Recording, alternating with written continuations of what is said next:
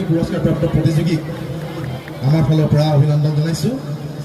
আমি প্ৰথম পুৰস্কাৰ লাভ কৰা ৰঞ্জুন সোণোৱালক পুৰস্কাৰটি প্ৰদান কৰিবলৈ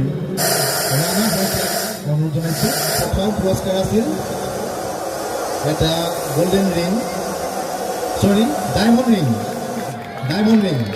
এয়া আমাৰ উপসভাপতিগৰাকীয়ে প্ৰথম স্থান লাভ কৰা ৰঞ্জুন সোণোৱালক এটি ডায়মণ্ড ৰিং প্ৰদান কৰিছে। সকলোৱে হাত চাপৰি দিব।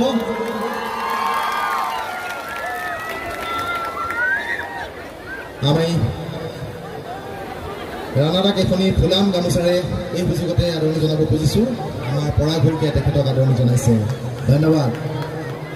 বৰষুণো আহিছে, নিশ্চয় ভাল লাগিব এতিয়া। আমি ইয়াৰ পিছতে বোৱাৰী বিহুৱতী প্ৰতিযোগিতাত দ্বিতীয় স্থান লাভ কৰা তবিসমীয়া বৰুৱাক পুৰস্কাৰ দিবলৈ আগবাঢ়িছোঁ। আপোনালোকে জানে বোৱাৰী বিহুৱতী প্ৰতিযোগিতাৰ দ্বিতীয় স্থান লাভ কৰা প্ৰতিযোগীগৰাকীলৈ আমি আগবঢ়াইছোঁ গ'ল্ড ৰিং। গতিকে এই মঞ্চত তেখেতে খুব সুন্দৰ নৃত্যৰে আপোনালোকৰ মন জয় কৰিছে, বিচাৰকৰ মন জয় কৰিছে। ফুকন শইকীয়াই আমাৰ দ্বিতীয় স্থান লাভ কৰা তবিসমীয়া বৰুৱাক এটি গ'ল্ড ৰিং প্ৰদান কৰিছে। এয়া তবিসমীয়া বৰুৱা বোৱাৰী বিহুৱতী প্ৰতিযোগিতাত দ্বিতীয় স্থান লাভ কৰিছে। আমি বিতুপন দাক এখনি ফুলাম গামোচাৰে আদৰণি জনাব খুজিছোঁ। এই সুযোগতে জ্যোতিষ বৰাই তেখেতক এখনি ফুলাম বিহুৱানেৰে আদৰণি জনাব। ধন্যবাদ। ইয়াৰ পিছতে আমি বোৱাৰী বিহুৱতী প্ৰতিযোগিতাত তৃতীয় স্থান লাভ কৰা ময়ূৰী দেৱীক পুৰস্কাৰ প্ৰদান কৰিবলৈ আগবঢ়াইছোঁ। আমাৰ পৰাগ শইকীয়াক অনুৰোধ জনাইছোঁ। এয়া পৰাগ শইকীয়াই ময়ূৰী দেৱীক পুৰস্কাৰটি প্ৰদান কৰিছে। এখনি প্ৰশংসা পত্ৰ এটি আকৰ্ষণীয় পুৰস্কাৰেৰে আমি পুৰস্কৃত কৰিছোঁ।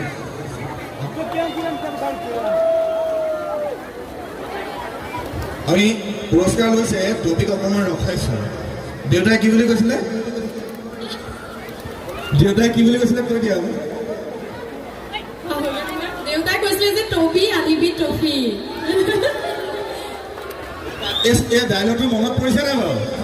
এই যে ভাইৰেল হৈছিলে নাচনী এগৰাকী আমাৰ ধলপুৰৰে। দেউতাকো এজন সুদক্ষ বিহুৱা ওজা, সকলোৱে চিনি পায়। আগতে মানে কি হৈছিলে, দৈৱকী কৰিছিলে, এতিয়া চেহেৰা চাই পেলাই কি দিয়ে, কংস ভাওনা পাত দিয়ে। এনেকে আছিলে আচলতে কংসৰ বচন। প্ৰথমতে সকলোকে ধন্যবাদ জনাইছোঁ। মোক ইমানখিনি মৰম দিলে সেই ভিডিঅ'টোত, ইমানখিনি লোকে শ্বেয়াৰ কৰিলে, যাৰ কাৰণে আজি এনেকৈ মোক চিনাকি কৰি দিবলৈ পাইছে। তাৰ কাৰণে মই আপোনালোকৰ ওচৰত সেৱা জনাইছোঁ। আৰু সময় কম, গতিকে বচন থাকিকে মাতি দিওঁ ন? মাতো ঠিক আছে।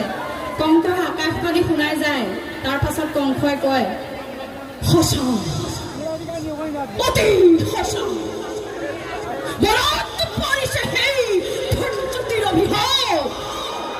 আনন্দতে আপোন পাহৰা হৈ আজি পাহৰিছোঁ নিজৰে ভূত ভৱিষ্যত।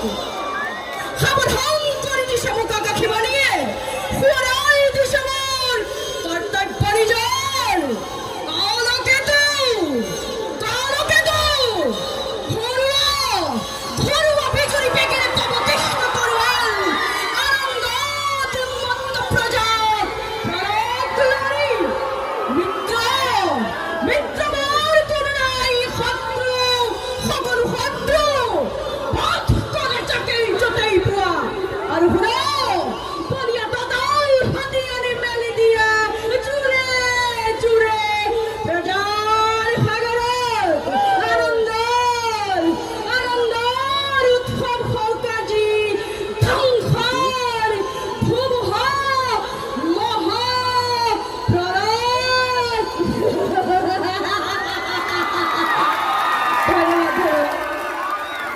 ধন্যবাদ জনাইছোঁ।